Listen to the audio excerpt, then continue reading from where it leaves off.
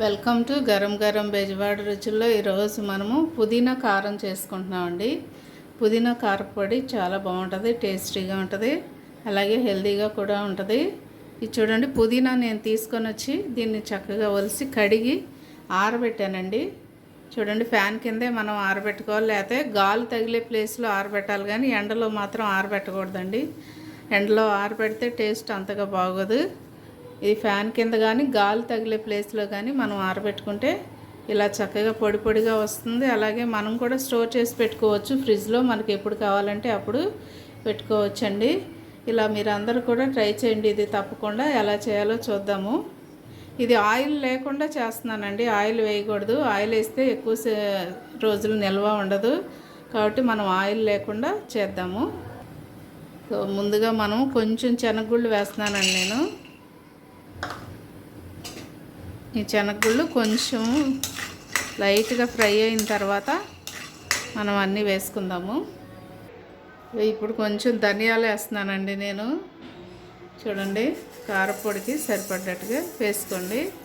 ఒక చిన్న tea glass వేస్తున్నానండి. ఇవి కూడా చక్కగా వేయించుకుందాము. మీడియంలోనే పెట్టుకోండి స్టవ్, మరి మాడిపోతే బాగోవండి, కారపొడి బాగోదు. ఒక టేబుల్ స్పూన్ జీలకర్ర వేస్తున్నాను. చూడండి, కొంచెం టేబుల్ స్పూన్తో 2 టేబుల్ స్పూన్లు నేను నువ్వులు వేస్తున్నానండి, తెల్ల నువ్వులు.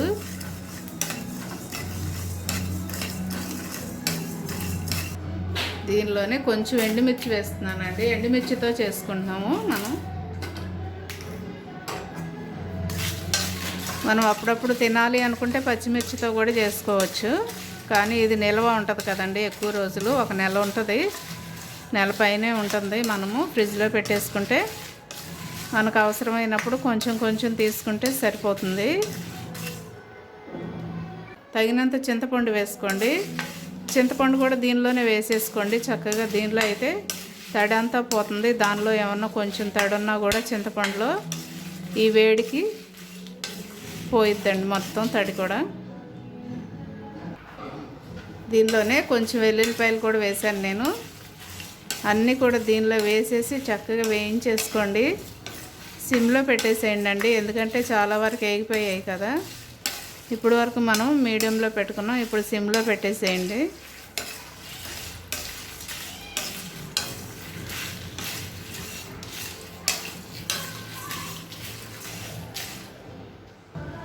సో ఇప్పుడు మనము ఈ పుదీనా ఆకు వేసేస్తున్నానండి. ఇది కడిగి ఆరబెట్టుకున్నాం కదా, ఆ ఆకు వేసేస్తున్నాను. అది కూడా లైట్గా వేగితే సరిపోతుంది, వేడెక్కితే సరిపోయిద్దండి. ఎక్కువసేపు వేగనీకండి, మాడే అంతవరకు ఉంచొద్దు.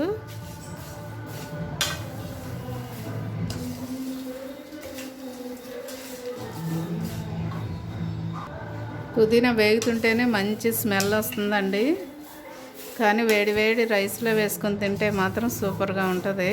నెయ్యి వేసుకొని కొంచెం. నేను ఇప్పుడు స్టవ్ కట్టేసి మిక్సీ వేస్తానండి. ఇవన్నీ కూడా మిక్సీ వేయాలి, అయితే మెత్తగా వేయకండి, కొంచెం పలుకుగా ఉండేటట్టుగా వేసుకోండి, బాగుంటుంది. మెత్తగా వేస్తే మరీ పిండిలాగా అయిపోయి కారపొడి అంత టేస్ట్ బాగోదు. చూడండి, పుదీనా కారపొడి రెడీ అయిపోయిందండి. ఎంతో టేస్టీగా ఉండే కారపొడి రైస్లో కానీ ఇడ్లీలోకైనా చాలా బాగుంటుంది, దోశలోకైనా. చూడండి, కొంచెం వేడివేడి రైస్లో కనుక మనం నెయ్యి వేసుకొని తింటే చాలా టేస్ట్గా ఉంటుందండి, అలాగే ఆరోగ్యం కూడా కదండి పుదీనా కారపొడి. కాబట్టి మీరు కూడా ట్రై చేయండి, తప్పకుండా కామెంట్స్లో పెట్టండి. మా ఛానల్ని మర్చిపోకండి, గరం గరం బెజవాడ రుచులు. సబ్స్క్రైబ్ చేయని వారంటే సబ్స్క్రైబ్ చేయండి, షేర్ చేయండి, లైక్ చేయండి. Thank you.